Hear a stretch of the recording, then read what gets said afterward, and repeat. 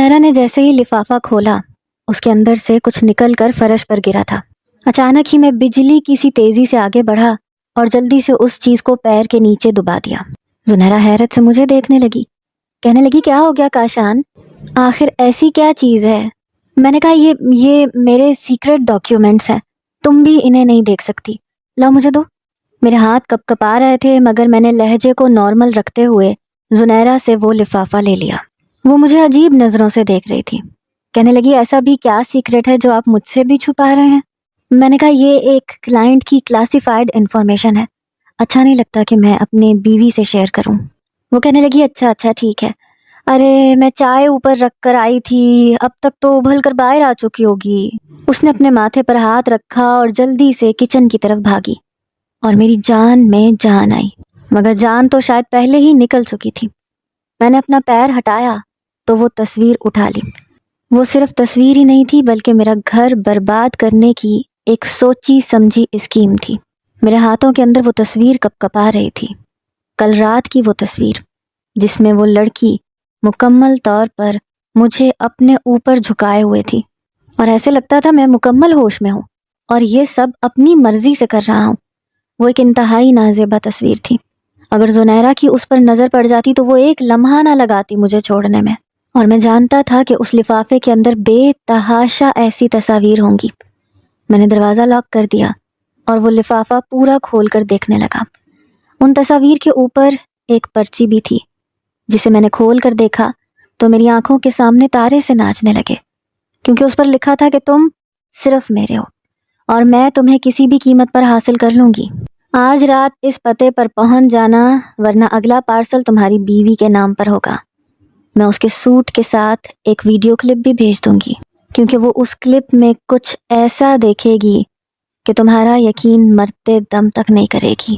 مجھے یوں لگا جیسے میں کسی گرداب میں پھنس گیا ہوں، کسی دلدل میں جہاں سے نکلنے کی کوشش مجھے مزید اندر دھنسا دے گی۔ میں ایک دم سر پکڑ کے بیٹھ گیا۔ اچانک دروازے پر دستک ہوئی، میں ایک دم بوکھلا کر فرش سے اٹھا، لفافہ جلدی سے اپنے لاکر میں رکھ کر لاک لگا دیا اور خود کو نارمل کرتے ہوئے دروازہ کھولا۔ زنیرہ چائے کے 2 کپ ہاتھ میں لیے مجھے اندر تک اترتی نظروں سے دیکھ رہی تھی۔ میں نے لبوں پر مسکراہٹ سجائی اور ایک کپ پکڑ لیا۔ کہنے لگی کیا ہو گیا کاشان؟ عجیب حرکتیں کیوں کر رہے ہو؟ دروازہ لاک کیوں کیا؟ میں نے کہا غلطی سے لاک ہو گیا ہوگا، تم آؤ ہم مل کر کوئی اچھی سی مووی دیکھتے ہیں، ساتھ چائے پیتے ہیں۔ میں اس کے ساتھ صوفے پر بیٹھ گیا اور اپنے پاؤں اوپر میز پر رکھ دیے۔ میں نے سفید رنگ کا کرتا شلوار پہن رکھا تھا جس میں میرا جسم مکمل طور پر ڈھکا ہوا تھا، ورنہ اس وقت میں ٹی شرٹ یا ٹراؤزرز میں ہی ہوتا تھا، مگر میں اپنی بیوی سے اپنے زخم چھپانا چاہتا تھا۔ اپنے ذہن میں جوڑ توڑ کرنے لگا کہ اس مصیبت سے کیسے جان چھڑواؤں۔ زنیرہ بالکل میرے ساتھ آ کر لگی، ہم دونوں مل کر چائے پینے لگے۔ سامنے LED پر کوئی سیریل چل رہا تھا جو کہ کرمنل بیس تھا، جس میں شاید کسی کا قتل ہو گیا تھا اور لڑکا قتل کو چھپانے کے لیے سر توڑ کوشش کر رہا تھا۔ زنیرہ نے ایک دم جھرجھری سی لی، کہنے لگی یہ کیا لگا لیا آپ نے؟ کوئی رومانٹک سی مووی لگائے نا، مجھے تو یہ دیکھ کر ڈر لگ رہا ہے۔ وہ مزید میرے ساتھ چپک گئی۔ میں نے کپ میز پر رکھ دیا، اس نے میرے سینے پر سر رکھ کر مجھ سے محبت سے لپٹ گئی۔ میں بالکل ساکت رہ گیا۔ اگر کوئی اور موقع ہوتا تو میں اس کی پیش قدمی کو یوں نظر انداز نہ کرتا اور اسے بھی اپنی پناہوں میں لے لیتا، مگر میں نے اپنے جذبات کو کنٹرول میں رکھا۔ میں نہیں چاہتا تھا کہ میرا راز کھل جائے۔ میں نے اس کے ماتھے پر پیار کیا اور کہا کہ کل دیکھ لیں گے، ابھی کافی رات ہو گئی ہے، سو جاتے ہیں۔ میں کل ساری رات جاگتا رہا اور تم بھی تو تھک گئی ہوگی نا۔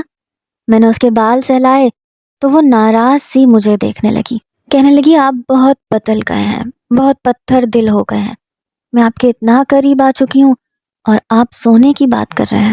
اب میں اسے کیا بتاتا کہ ایک جرم تو میں اپنے اندر چھپا چکا ہوں، اپنا جسم اس سے کیسے چھپاؤں گا؟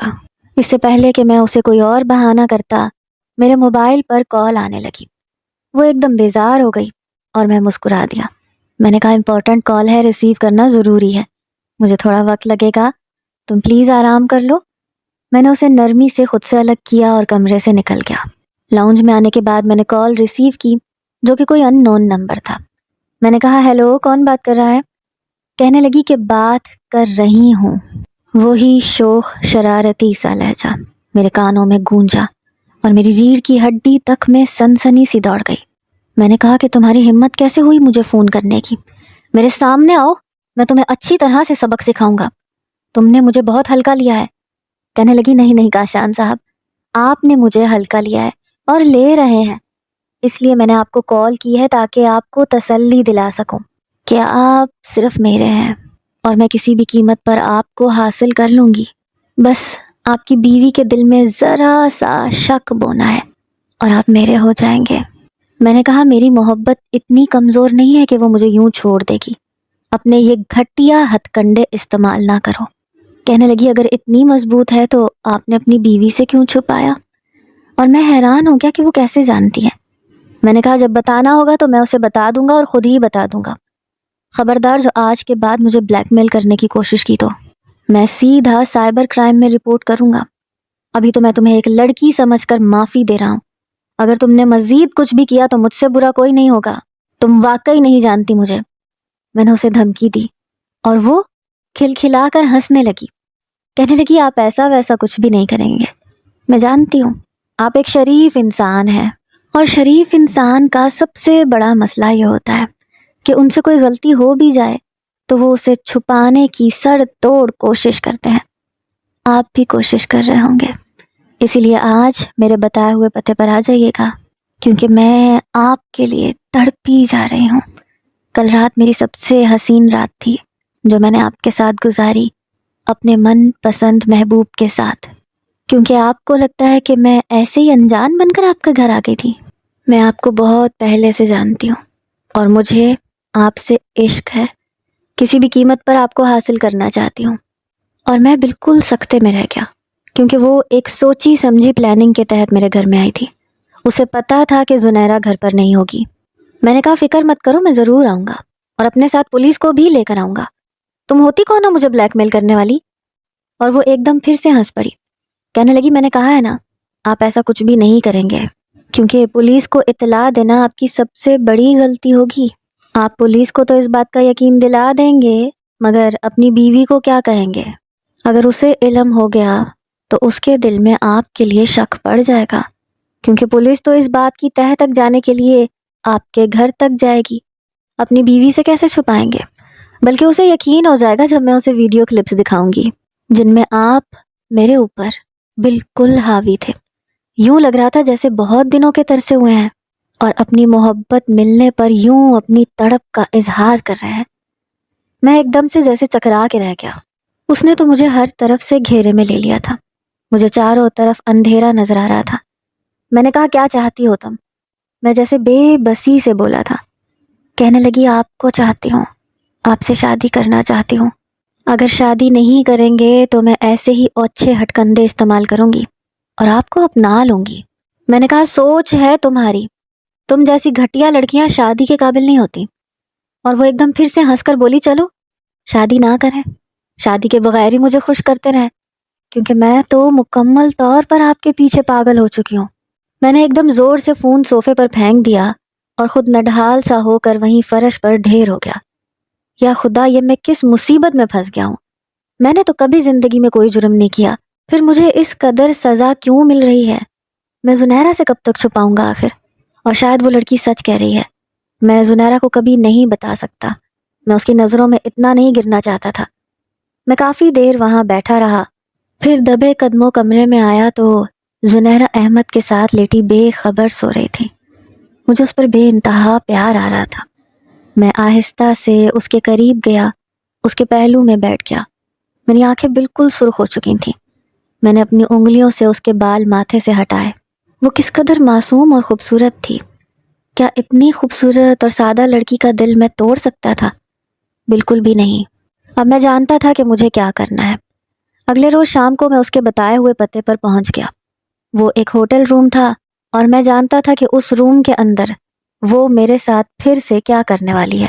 میں دروازے کے باہر کھڑا سوچ رہا تھا کہ اندر جاؤں یا واپس پلٹ جاؤں، مگر واپس پلٹتا تو شاید وہ میرا راز میری بیوی کو بتا دیتی، اور میں پولیس میں اس لیے اطلاع نہیں دے سکا کیونکہ میں اس معاملے کو پہلے خود ہینڈل کرنا چاہتا تھا۔ آخر پتہ تو چلے کہ وہ میرے ساتھ یہ کھیل کیوں کھیل رہی ہے۔ میں نے اس کا کیا بگاڑا ہے؟ میں نے 2 انگلیوں سے دروازے پر ہلکی سی دستک دی۔ دروازہ پہلی دستک پر کھل گیا۔ اگلا منظر دیکھ کر میں بالکل حواس باختہ ہو گیا، کیونکہ وہ لڑکی جس کا نام مرینا تھا، سرخ نائٹ ڈریس پہنے میرے سامنے کھڑی مجھے اپنی ادائیں دکھا رہی تھی۔ شاید وہ میرا ایمان ڈگمگانے کی کوشش کر رہی تھی، کیونکہ کوئی بھی مرد اتنی خوبصورت عورت کو اس طرح کے لباس میں دیکھ کر بہک سکتا ہے۔ میں نے اسے اندر تک اترتی ہوئی نظروں سے دیکھ کر کہا، اندر نہیں آنے دو گی؟ اور اس نے دروازہ چھوڑ دیا۔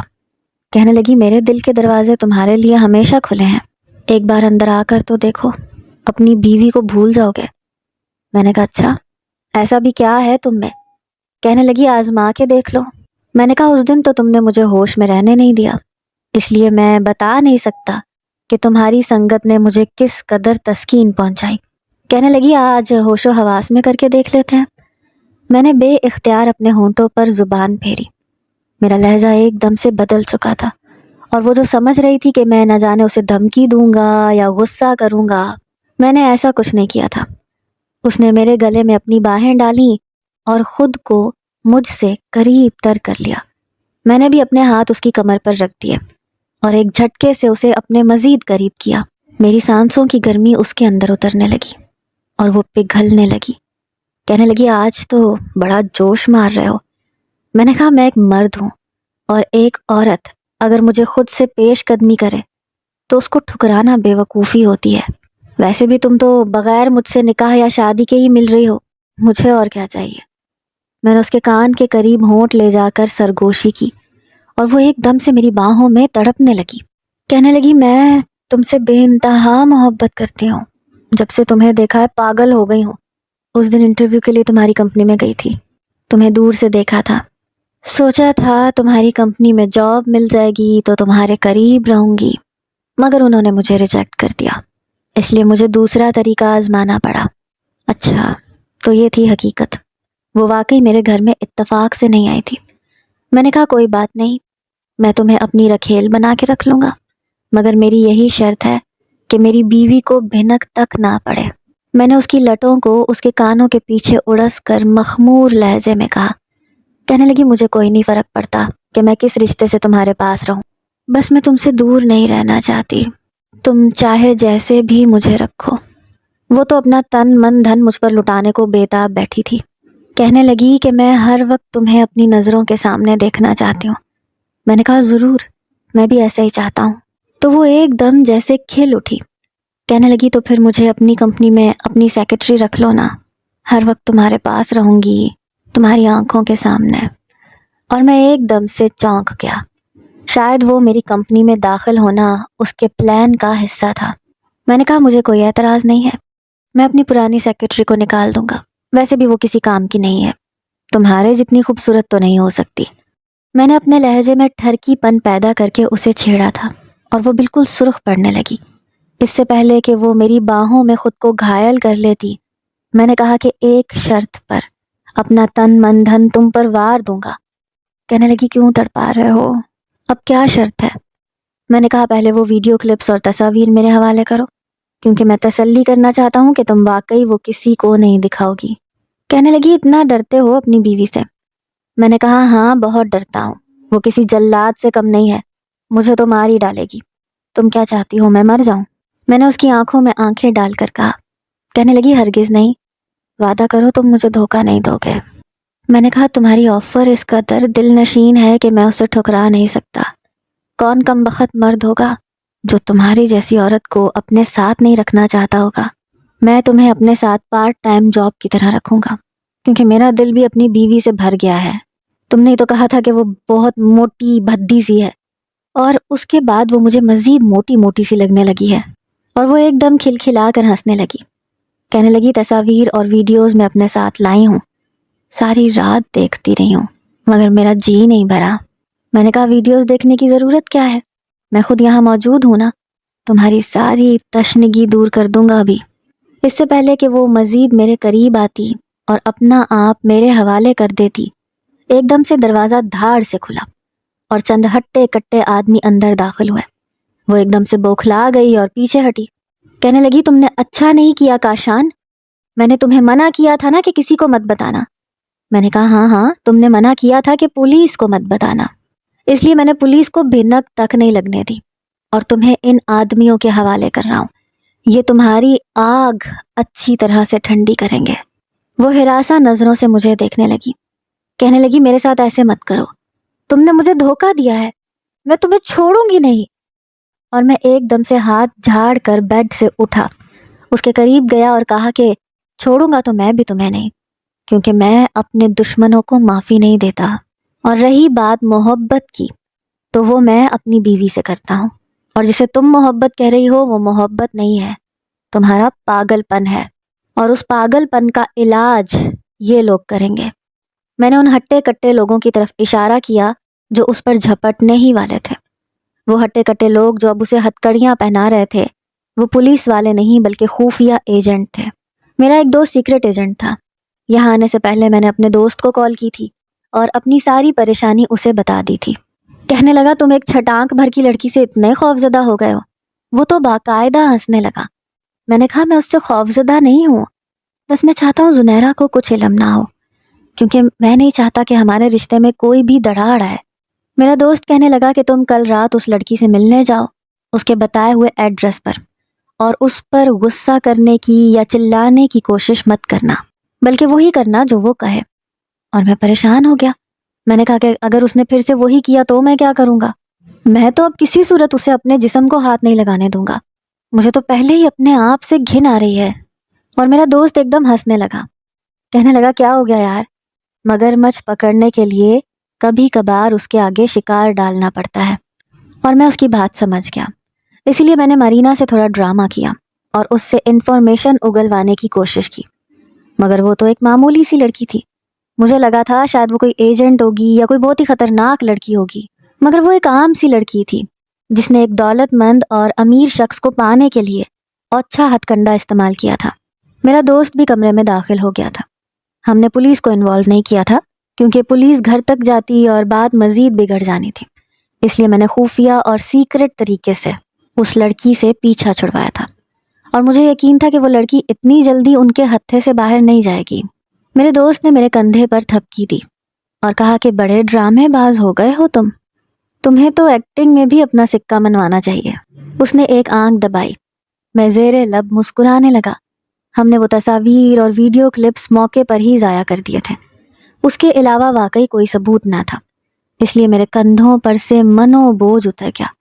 مجھے تسلی ہو گئی کہ اب زنیرہ کو کچھ بھی علم نہیں ہوگا۔